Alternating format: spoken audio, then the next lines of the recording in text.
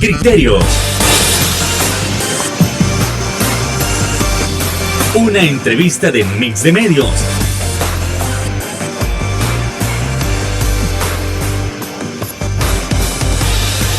Que aborda frontalmente los problemas de El Salvador con los verdaderos protagonistas y plantea soluciones.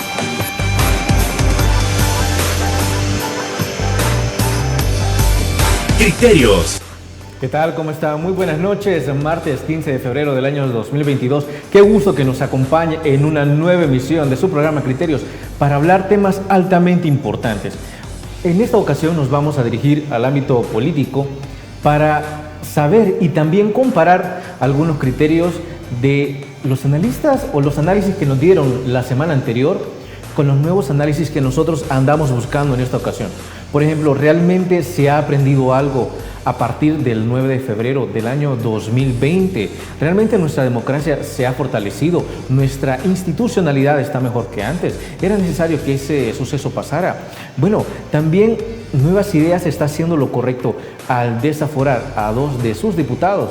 Bueno, esto y más, ahora hay que analizarlo, cada uno de esos criterios, con nada más y nada menos que con Naida Acevedo, quien es consultora en políticas públicas y derechos humanos. Muy buenas noches, Naida, qué gusto que nos acompañe. Muchísimo gusto, buenas noches, es un enorme placer poder acompañarles esta noche y bueno, también que podamos conversar sobre el tema de política tan importante. Hay que hablar de política, siempre hay que hablar de política. Desde luego, y una cosa que yo comparto es que, aunque muchas personas digan, no, es que la política es lo más sucio que hay, no, es que la política solo se trata de partidos, pero es que es necesario hablar de política para entender hacia dónde va nuestro país y para entender también de qué manera nosotros como ciudadanía podemos entender el poder y podemos ver también qué hacemos nosotros por nuestro país. Entonces, vamos entrando en materia. Realmente nuestro país está muchísimo mejor tras lo sucedido ya hace 2 años, el 9 de febrero del año 2020, cuando el presidente Nayib Bukele entró a la Asamblea Legislativa con el ejército. ¿Realmente era necesario? ¿Estamos mejor? Bueno, Naida, ¿cuál es su criterio? Bueno, me parece interesante la pregunta porque se plantea si está mejor en relación con lo sucedido previamente, ¿no? Pienso que para saber si El Salvador está mejor o peor, hay que citar definitivamente indicadores específicos, indicadores vinculados, por ejemplo, con el tema del desempleo, el empleo nacional, el tema, por ejemplo, de nivel de escolarización, el tema de indicadores sociales que nos pueden dar un comparativo en relación con el antes o el después del 9 de febrero. Pienso que tampoco el 9 de febrero es como el hito más importante para saber si un acto de esta naturaleza puede mejorar o no los indicadores sociales. Lo que estamos viendo es que definitivamente una irrupción de esta naturaleza no influye de manera positiva. Podría sí influir en el mejor de los casos por el tema de cooperación, por el tema de respuesta internacional, según sea el caso, en el tema de donaciones, entre otras, vinculadas, como bien sabemos, a un ejercicio de desarrollo de políticas sociales. ¿Qué es lo que encontramos? Encontramos anuncios muy específicos de parte de la comunidad internacional, es decir, si hubo un llamado, por ejemplo, de la Unión Europea, Alemania hoy por hoy mantiene su palabra en relación con no otorgar más apoyos específicos a El Salvador, entre otras tantas, ¿no? Entonces, lejos de la voz internacional, que si bien es cierto es importante, a nivel nacional debe empezar a gestarse un mecanismo que realmente nos invite a contestarnos cada vez más esta pregunta, que tiene que ver en realmente hay un cambio en El Salvador con la utilización de este tipo, digamos, de acciones concretas, o definitivamente este tipo de acciones, lejos de abonar a mejorar los indicadores sociales y políticos de El Salvador, nos deja más bien en un escenario de polarización, esa de la que tantos hablamos en periodos anteriores, pero que subsiste actualmente en relación con un discurso muy colocado entre ellos y nosotros, ¿no? Entre los mismos y nosotros, entre este espectro, digamos, más antiguo en el ejercicio de la política de los últimos 30 años, frente a esta, digamos, entre comillas, nueva propuesta que saca todo un aparato militar en relación con una demostración de fuerza en particular. Ahora también hay algo que me llama muchísimo la atención y es que nos vamos por las dos vertientes en cuanto al análisis de criterios.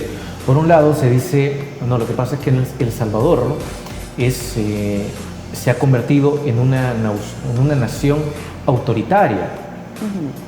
Por otro lado, se menciona El Salvador sigue siendo una democracia y está más fuerte que nunca. Realmente, ¿por dónde nos quedamos? ¿Nos quedamos en medio? ¿Nos quedamos a un lado? ¿Dónde? Mira, es interesante porque cuando conversamos en relación al régimen político, pienso que debe de haber un ejercicio en el que la pasión descansa y la razón entra a realmente cumplir su cometido en relación con determinados también indicadores y variables. No es antojadizo decir que un régimen político es o democracia plena o autoritarismo, ¿verdad? Total.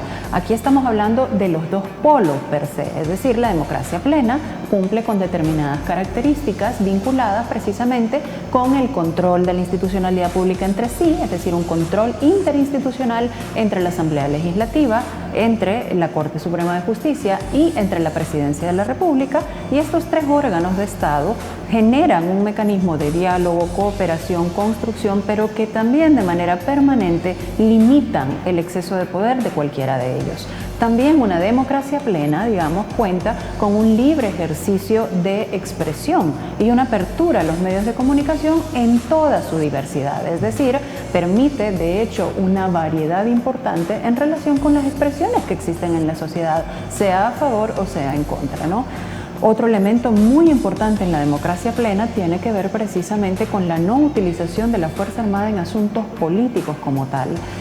Y otro elemento muy importante y fundamental para hablar de democracia plena, si queremos sumarle, digamos, más allá de la lógica del sufragio universal y abierto, que es uno de los avances más importantes que tuvo El Salvador después de la firma de los acuerdos de paz, tiene que ver precisamente con la inclusión de la ciudadanía, es decir, el ejercicio es irrestricto de los derechos humanos en toda su expresión y todo su abanico.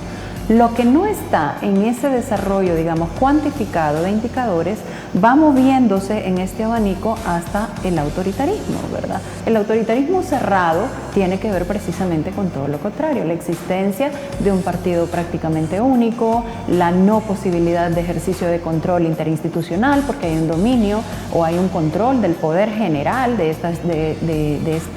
este régimen político, tiene que ver también con el no desarrollo de derechos en su plena expresión, en su máxima expresión, tiene que ver con la limitación constante de los medios de comunicación y la no expresión de la ciudadanía en general, y tiene que ver también precisamente con el no reconocimiento del sufragio universal. Un voto es válido, un voto, un número, ¿verdad?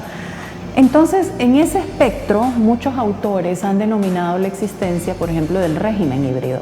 Cuando nosotros empezamos a hablar del régimen híbrido y ya se veía la personalidad autoritaria del actual presidente Nayib Bukele, muchas personas pusieron el grito en el cielo y decían, pero ¿por qué no se dice que esto es autoritarismo pleno?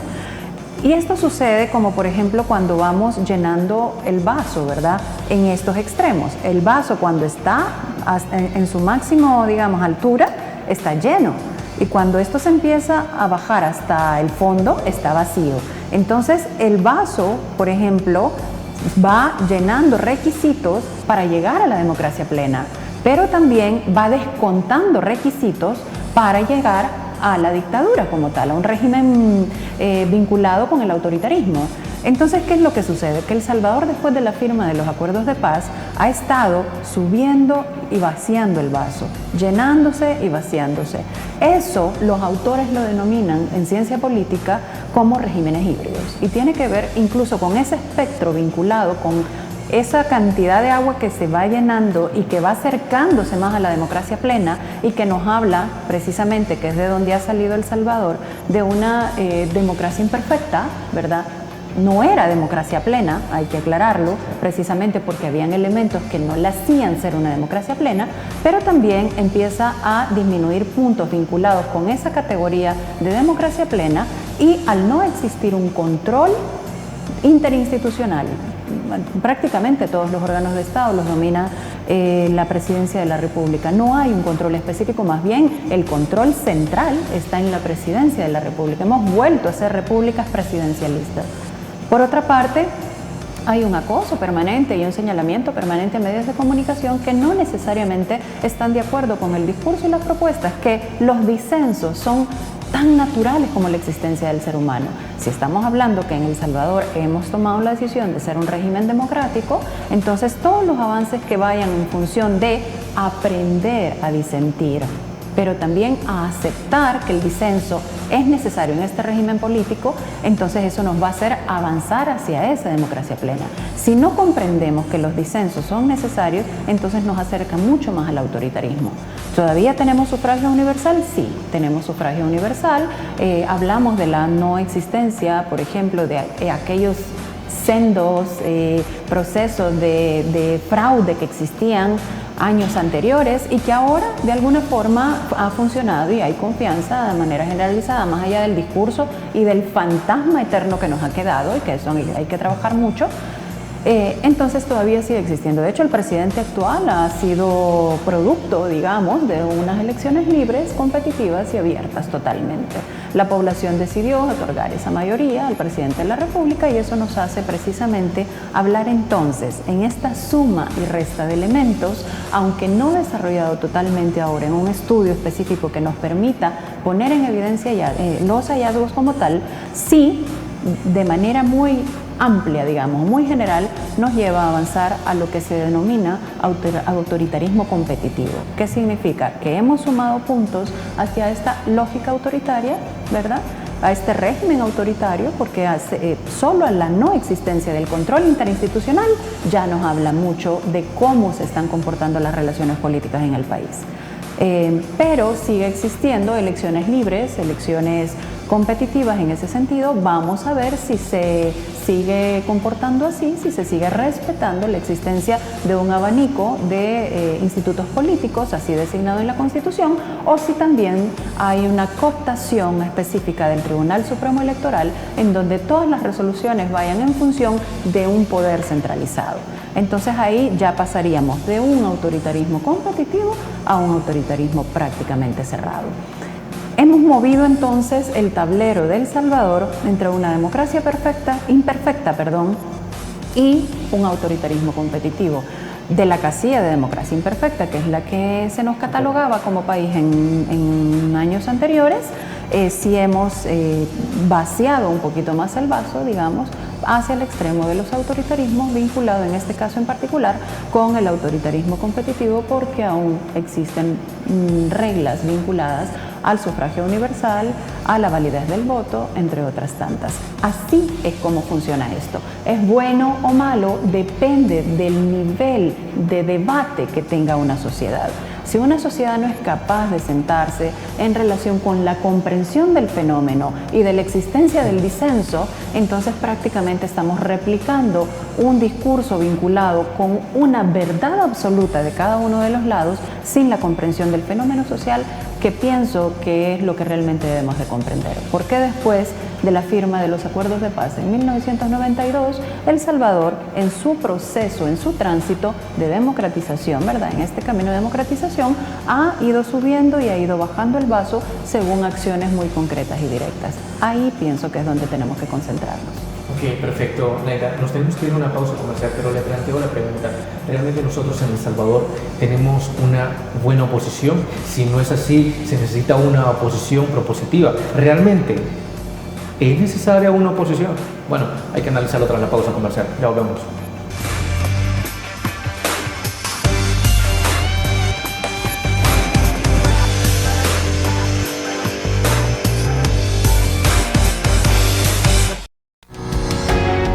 Samvar, una empresa que cree en la sostenibilidad ecológica y en la cultura de productos biodegradables en El Salvador, decididos a proveer las mejores soluciones en limpieza, porque cuidar el medio ambiente es tarea de todos.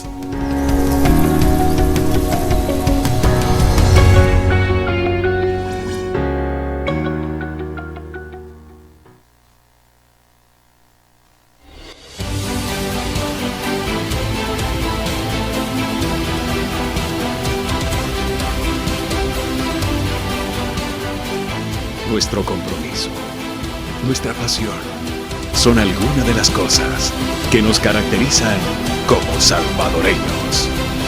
Farmacia La Buena, la farmacia de todos.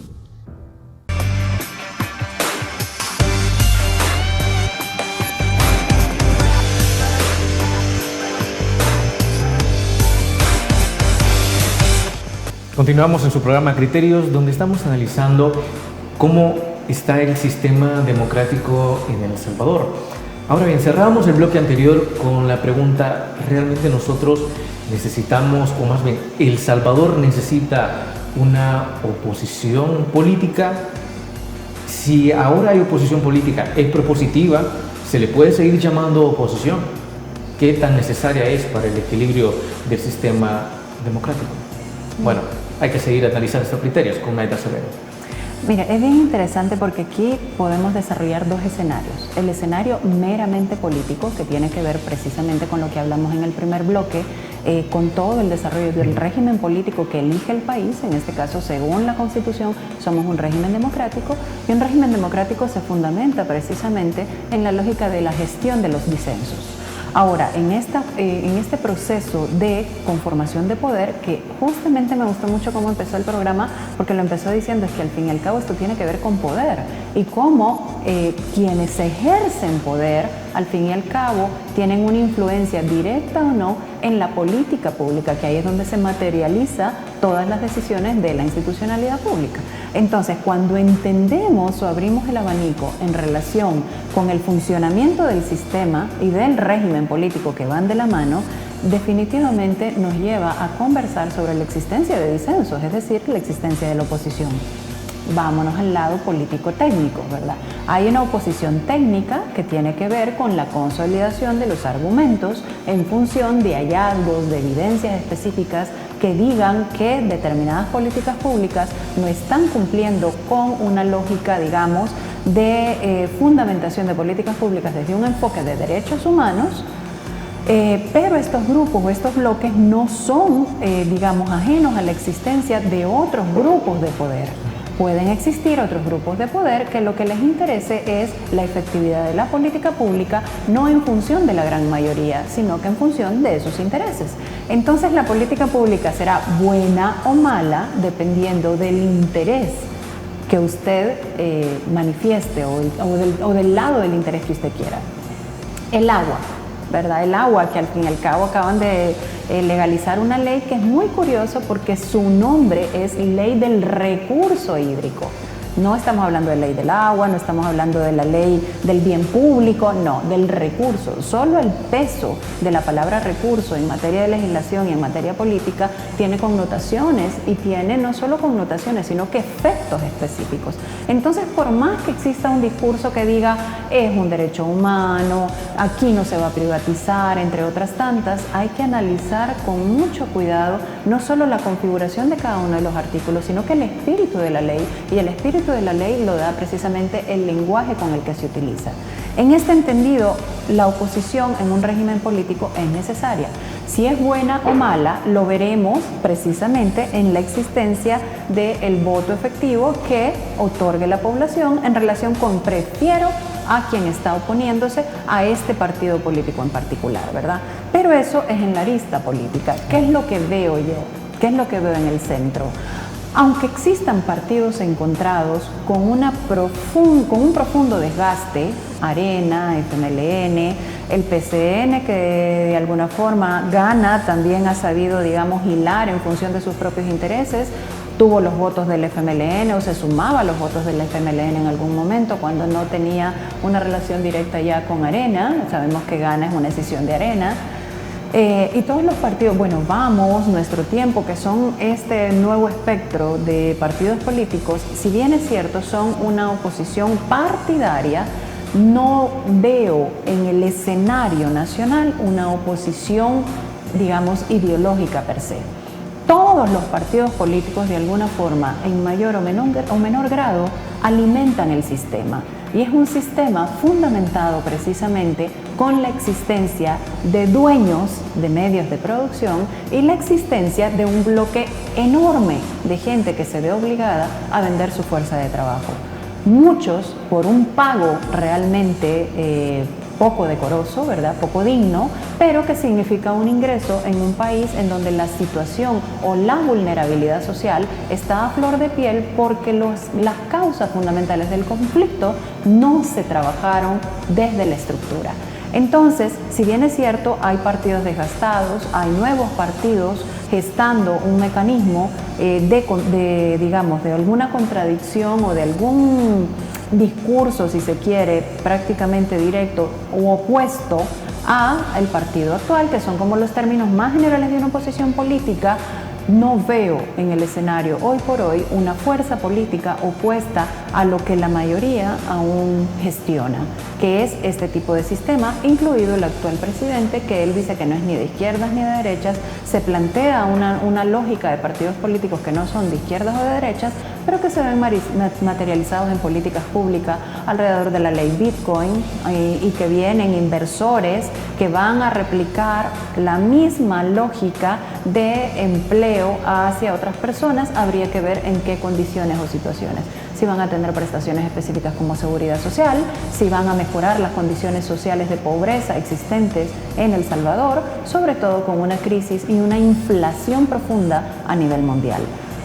Hay oposición desgastada, hay nueva oposición muy inicial, no hay oposición al sistema político económico imperante en el país. Esa es como mi gran conclusión.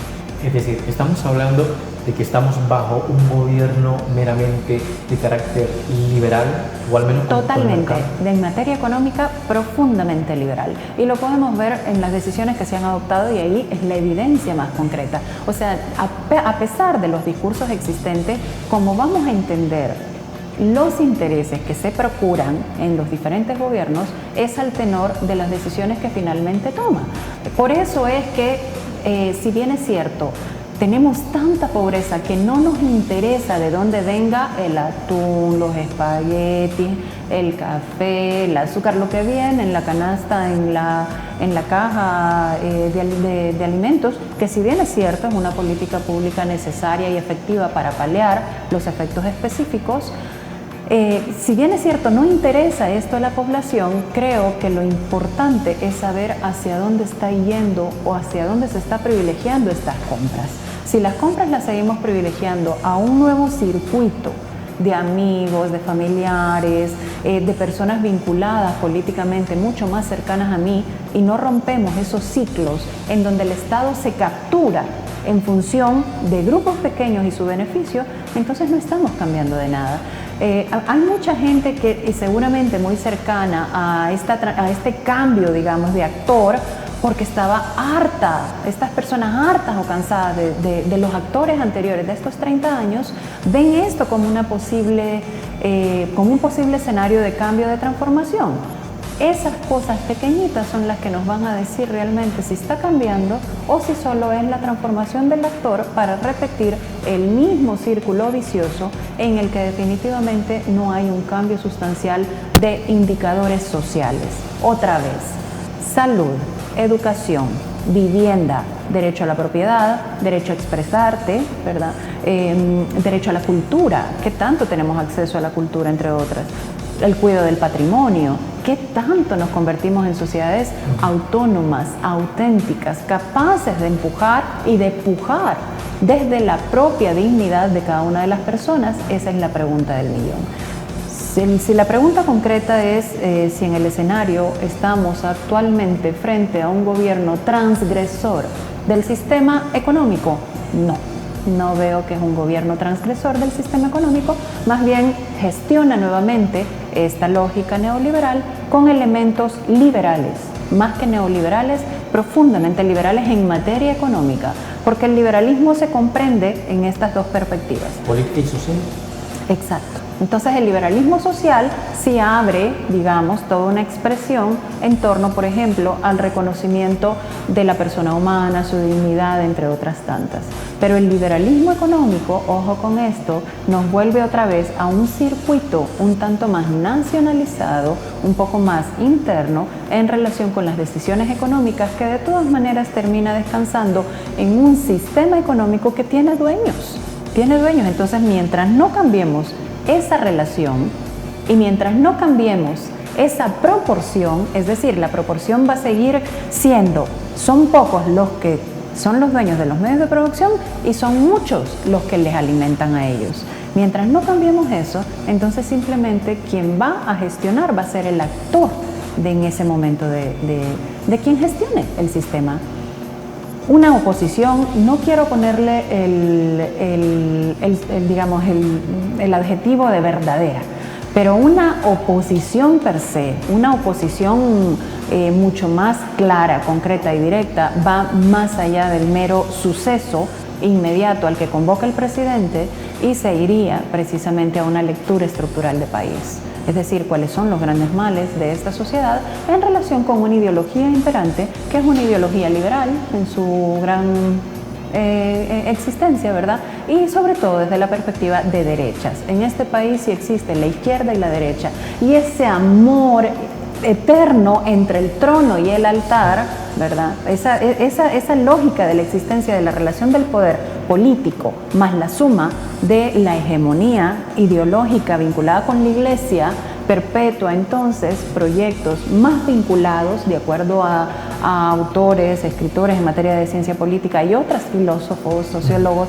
más vinculados a líneas de derecha que al racional universalismo que convoca, por ejemplo, una oposición antagónica, que en este caso sí sería una izquierda. Ok, Neida, nos vamos a ir a una nueva pausa comercial, pero igual le dejo la pregunta. ¿Es posible confiar en entes políticos que han participado por 10 o 20 o más años en política, que la gente los ha identificado como traidores a la patria, pero que nuevamente participan, pero con otros colores? ¿Es posible darle futuro a eso? Bueno, eso luego de la pausa comercial. Nos vemos.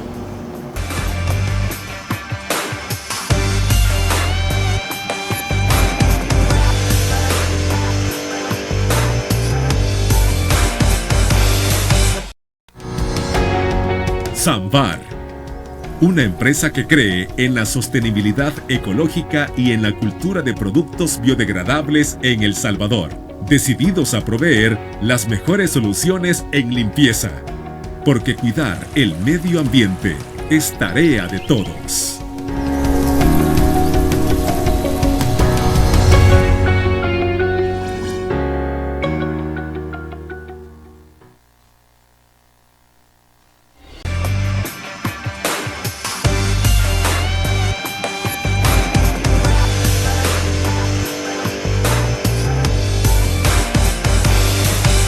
Continuamos aquí en su programa Criterios y retomamos la pregunta del último bloque.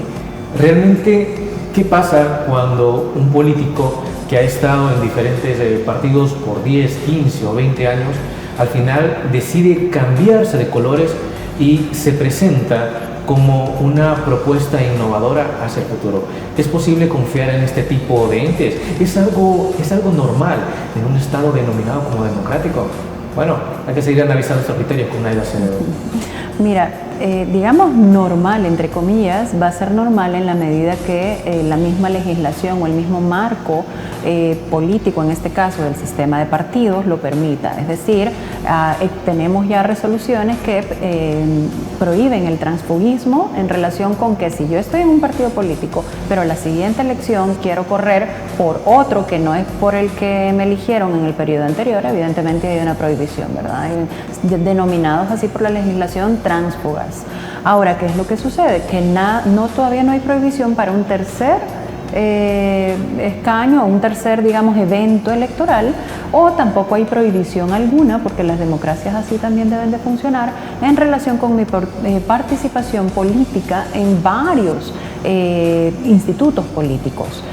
Más bien la pregunta es qué tanta educación política existe en la población a efecto de ejercer un voto más allá del elemento emotivo, es decir, cómo me hace sentir esta persona en relación con mi molestia, con que no me resuelve en nada, cuando esta persona ha sido parte de ese circuito que nunca resolvió nada, simple y llanamente porque ahora le ven cerca de una persona que puede representar alegría, esperanza, posibilidad de cambio, entre otras, ¿no?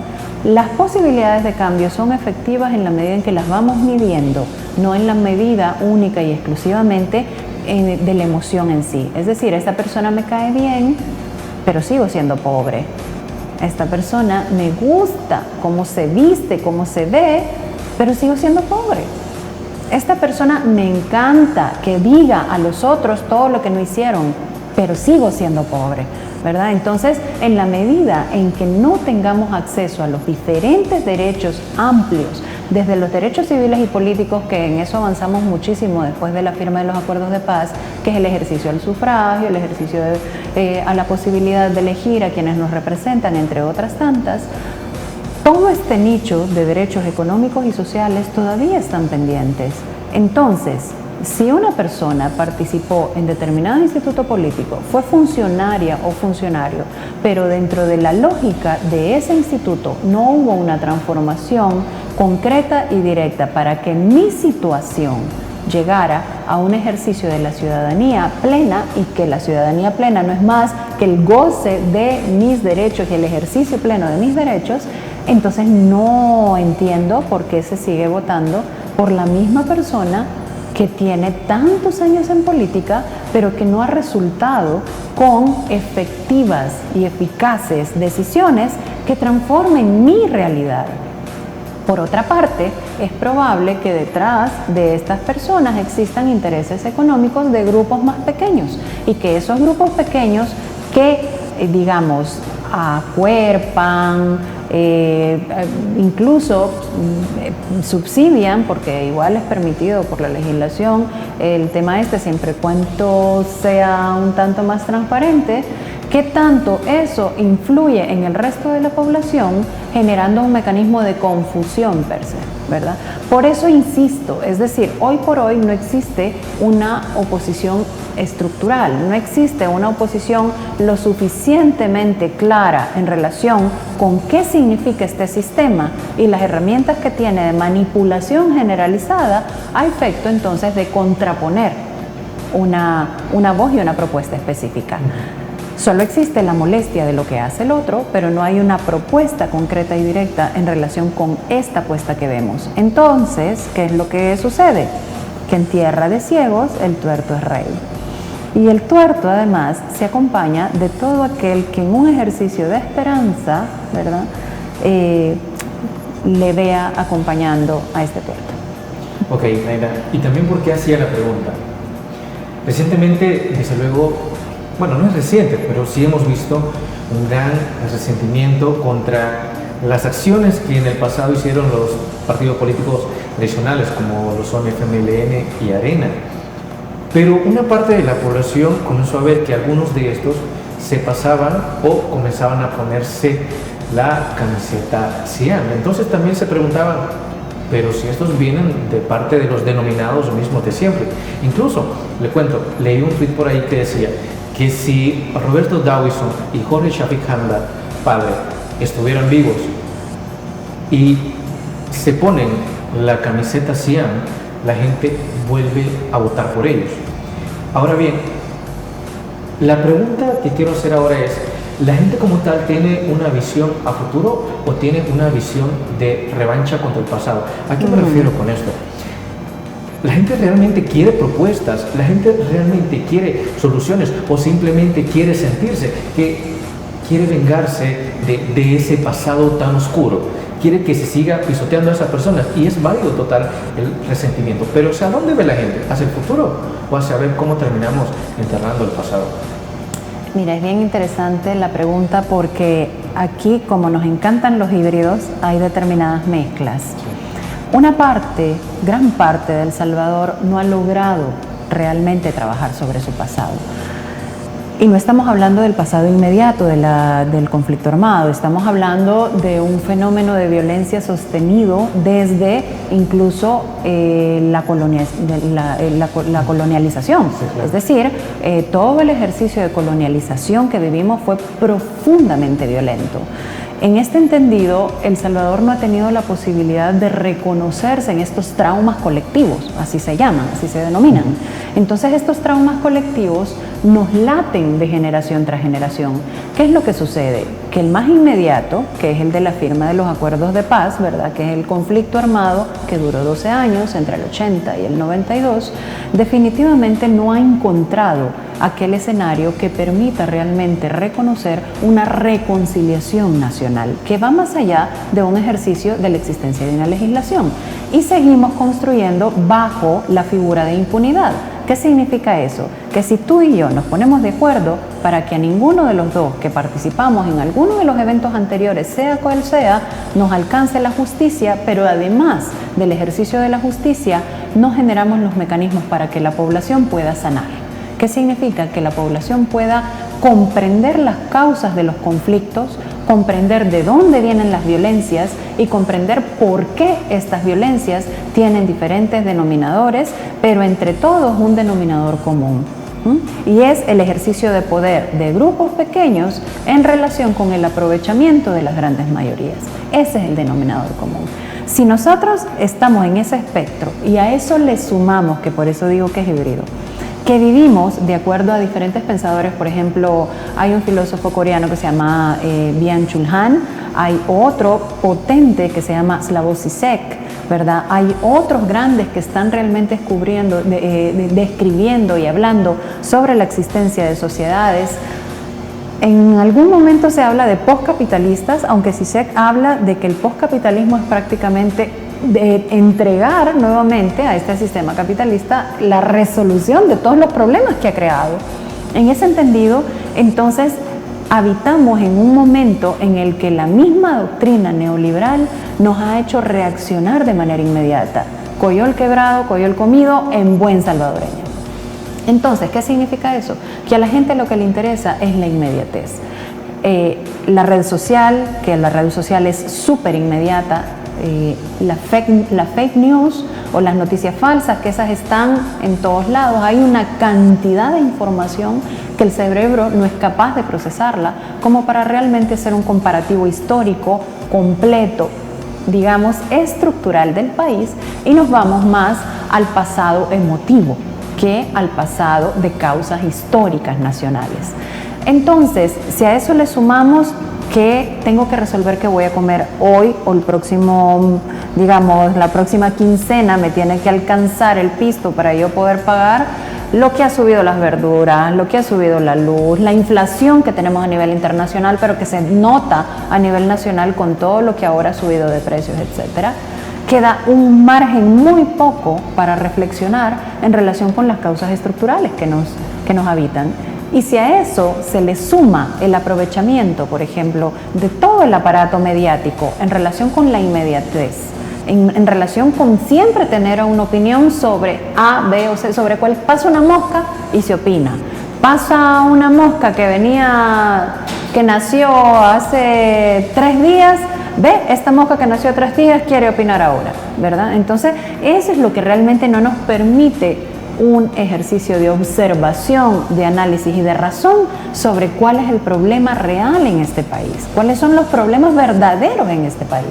Entonces vivimos en una inmediatez, con dolores del pasado no sanados y con poca posibilidad de proyectar futuro, como para realmente tener identidad suficiente de una proyección sobre el reconocimiento de nuestro pasado, sabiendo dónde estamos hoy, pero también previendo un ejercicio de construcción de propósito de vida a futuro. Excelente, Neta. Nos vamos a trasladar a una nueva pausa comercial y al volver vamos a hablar sobre si lo que Nuevas Ideas ha hecho sobre desaforar a 2 de sus diputados es una muestra de una nueva política legislativa. Ya volvemos.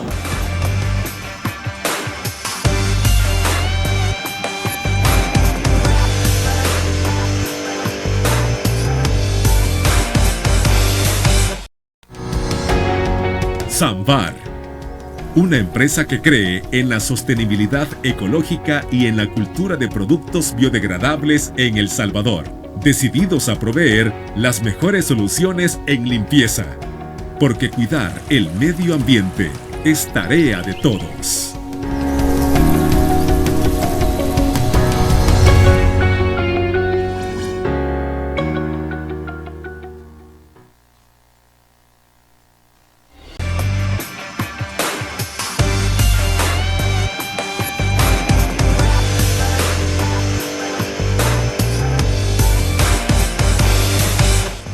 Cerramos el bloque anterior con la pregunta: si realmente el hecho de que Nuevas Ideas desaforara a 2 de sus diputados representa una nueva política dentro de la Asamblea Legislativa. Representa tal vez algo de cómo se debieron hacer las cosas en el pasado, o al menos cómo debieron actuar los demás partidos políticos. ¿Qué criterio merece esto, Naira? Mira, precisamente es que tiene que ver con el tema de la concentración de poder y los mensajes a la población. Decía fuera de cámaras que yo tengo una frase bien recurrente, ¿verdad? Que es lo mismo de siempre. ¿Qué diferencia tiene eso con la expulsión, por ejemplo, de Johnny Wright en su momento del partido Arena y que devino en la conformación del partido Nuestro Tiempo?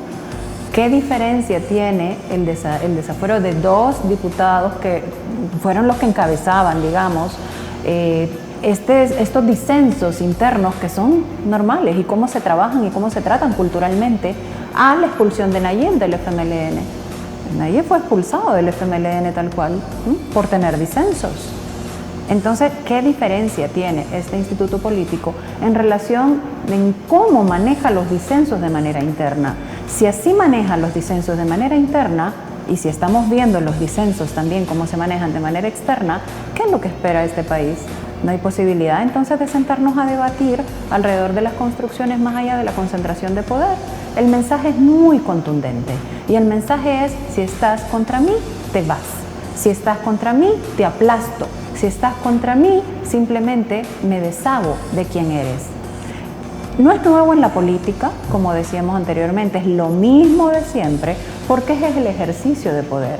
Por eso el ejercicio de poder necesita límites constantes. Por eso el ejercicio de poder necesita a alguien que le diga: alto, basta, ¿cómo haces eso? ¿Por qué haces eso?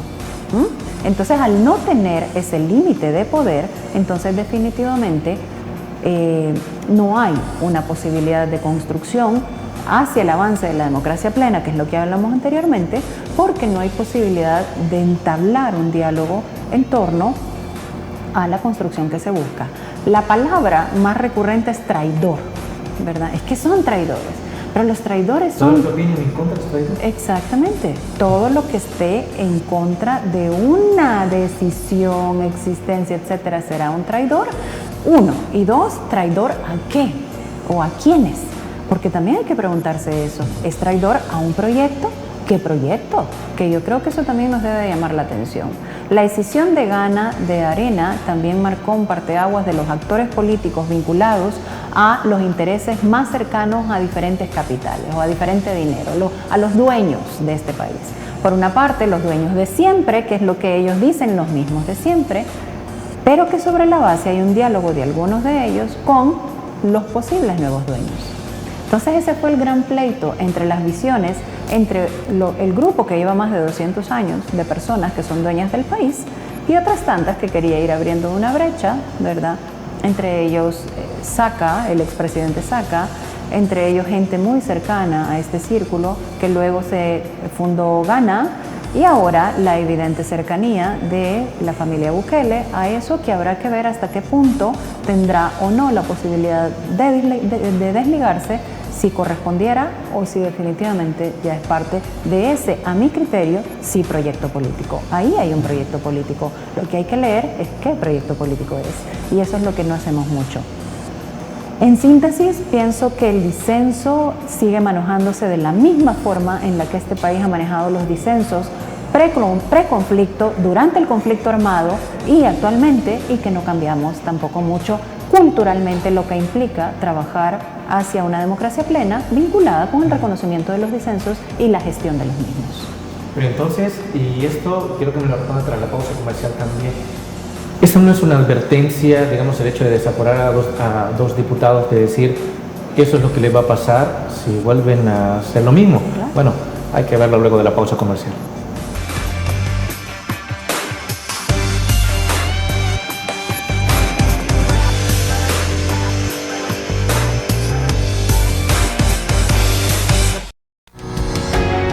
Samvar, una empresa que cree en la sostenibilidad ecológica y en la cultura de productos biodegradables en El Salvador, decididos a proveer las mejores soluciones en limpieza, porque cuidar el medio ambiente es tarea de todos.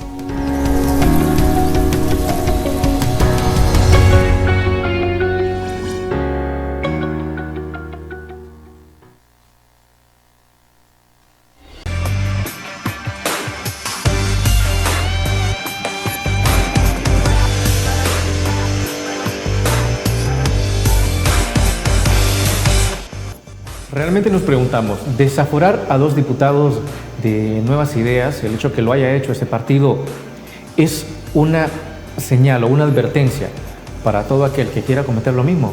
Bueno, Maite Acevedo. Es una advertencia clara, directa y concreta para cualquiera que dentro de la estructura partidaria, y ya hemos visto que afuera también, ¿no? Pero definitivamente dentro de la estructura partidaria o con cargo público actualmente, sea, digamos, puesto a un lateral. Me interesaría mucho conocer, por ejemplo, las lógicas de por qué el ex ministro de Gobernación, ¿verdad? Porque lo separaron de las líneas, ¿no?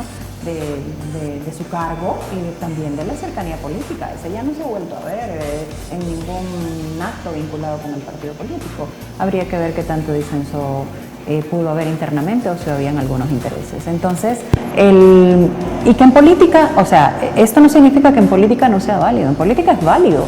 El punto es, esta validez es la que queremos como sociedad. Esto realmente nos ayuda o nos abona a la construcción de una cultura democrática que debería estar a la base del régimen político democrático. Si queremos estar buscando un camino de la democratización y llegar a la democracia plena, ¿es esto lo que nos lleva a ello o no hemos aprendido la lección? Que más bien pienso que hay un desentone, digamos, entre lo que culturalmente somos, cómo nos comportamos en los partidos políticos, en la calle, en la familia, etcétera, frente a lo que requiere realmente una democracia plena o un proceso de democratización nacional. Ok, perfecto. Maite Acevedo, yo sé que estos temas dan para muchísimo, pero muchísimo más de qué hablar. Lamentablemente el tiempo se nos ha terminado, sí, pero ha sido un verdadero placer tenerla aquí y usted dándonos también cátedra de cómo funciona el sistema político de este país. Muchísimas gracias, gracias a ustedes, que tengan un buen provecho, que sea buena noche, y de lo que se trata es de abonar, de platicar. Ya me han hecho también la observación que a veces no se entiende mucho, entonces por favor cualquier sugerencia bienvenida para que aprendamos a entendernos. Esa es la gran lección, aprendamos a entendernos. Muchísimas gracias, esperamos próximamente tenerla en nuestro estudio. Y a ustedes, amigos televidentes, muchísimas gracias por habernos sintonizado en esta noche. Y recuerden que el criterio más importante a nivel democrático, político, salud, economía, bueno, lo tiene usted. Que descansen. Criterio. Una entrevista de Mix de Medios.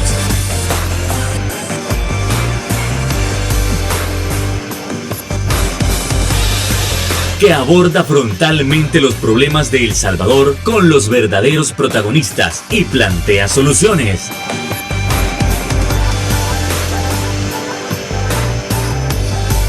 Criterios. Samvar, una empresa que cree en la sostenibilidad ecológica y en la cultura de productos biodegradables en El Salvador, decididos a proveer las mejores soluciones en limpieza, porque cuidar el medio ambiente es tarea de todos.